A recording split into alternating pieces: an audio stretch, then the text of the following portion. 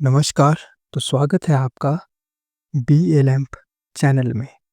तो आज के इस वीडियो लेक्चर में हम जानेंगे चंबा जिला का इतिहास। ये एक हम सीरीज़ शुरू करने जा रहे हैं जिसमें दिल्ली के हम महत्वपूर्ण राजाओं के बारे में देखेंगे तथा 3 या 4 दिन में हम एक डिस्ट्रिक्ट को पूरा करेंगे। ये वीडियो छोटी रहेगी लेकिन परीक्षा की दृष्टि से बहुत ही इम्पोर्टेंट होगी। तो चलिए शुरू करते हैं आज का वीडियो लेक्चर। देखिए, चंबा जिला, सबसे पहले इसके हम गठन की बात करेंगे। इसका गठन हुआ था 15 अप्रैल 1948 को। बात की जाए इसकी कुल क्षेत्रफल की, तो इसका क्षेत्रफल है 6528 वर्ग किलोमीटर। बात की जाए इसकी जनसंख्या की, तो वो है 5,19,080, जो कि चंबा डिस्ट्रिक्ट की जनसंख्या है।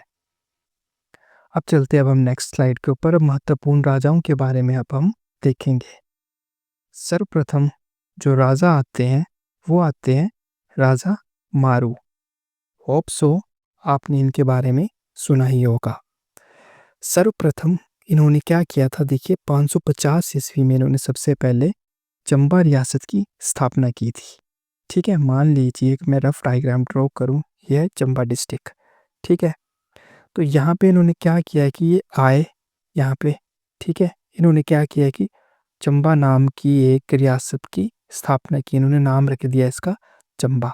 ठीक है, अब देखिए मारू ने ब्रह्मपुर, ठीक है, आज के टाइम में हम इसे क्या कहते हैं, इसे कहते हैं भरमौर, उसको अपनी राजधानी बनाया था।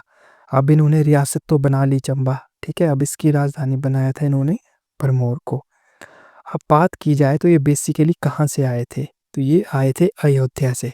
ठीक है, अयोध्या से आकर ये चंबा में आकर बसे और इन्होंने चंबा रियासत की स्थापना की थी।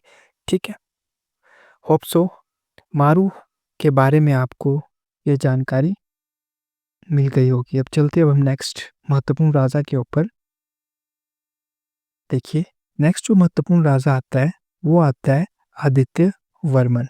ठीक है, आदित्य वर्मन मारू के बाद एक महत्वपूर्ण राजा है। ठीक है, देखिए अब इनके टाइम पीरियड में क्या क्या हुआ।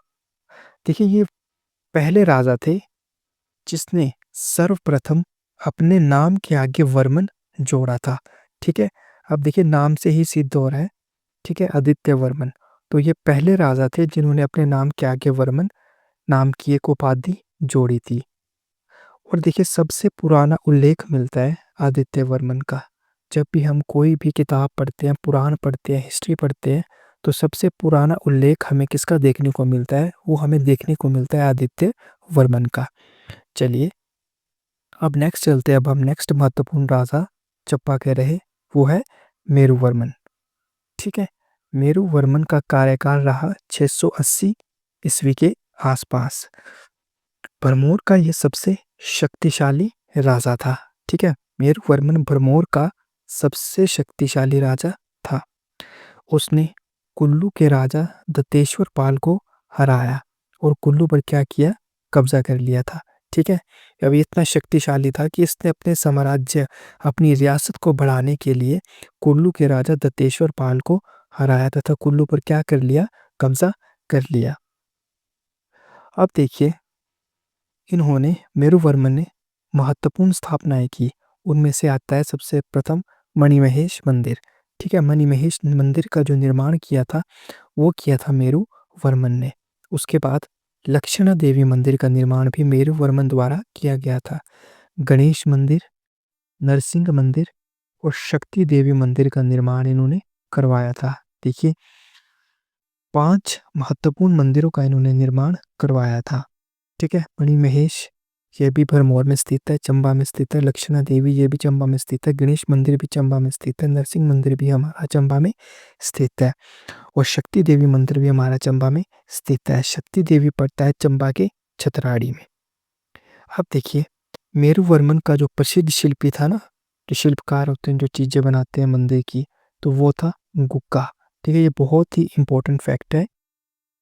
गुक्का मेरुवर्मन का महत्वपूर्ण या प्रसिद्ध शिल्पी था। अब चलते हैं अब हम नेक्स्ट राजा के ऊपर, वो है राजा अजय वर्मन। ठीक है, इनका कार्यकाल 760 एडी से शुरू हुआ था। देखिए, इनके समय काल में कुछ ज़्यादा महत्वपूर्ण कार्य नहीं हुए थे। इनके समय काल में गद्दी जो थे, ठीक है, जो गद्दी जनजाति के लोग थे, वो भरमौर में बसे थे। ठीक है, वो किनके टाइम काल में बसे थे? वो बसे थे अजय वर्मन के समय में।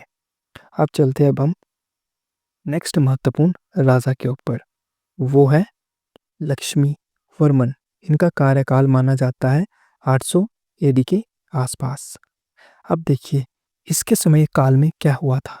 जो सबसे महत्वपूर्ण, जो एक, देखिए, जिसको ट्रेजेडी बोल सकते हैं अब हम, ठीक है, इनके समय में हैजा, जो कि एक महामारी थी, उस समय की बीमारी थी, वो फैली थी। ठीक है, इनके समय में हैजा महामारी फैली थी। इसी का फायदा उठाकर किरात तथा तिब्बतियों ने क्या किया? चंबा पे हमला किया और राजा को मार दिया। ठीक है, लक्ष्मी वर्मन को क्या किया? इन्होंने मार दिया। अब इसी के साथ क्या हुआ था? देखिए, जो मेरू वर्मन था, उन्होंने कुल्लू रियासत को अपने अधीन किया था।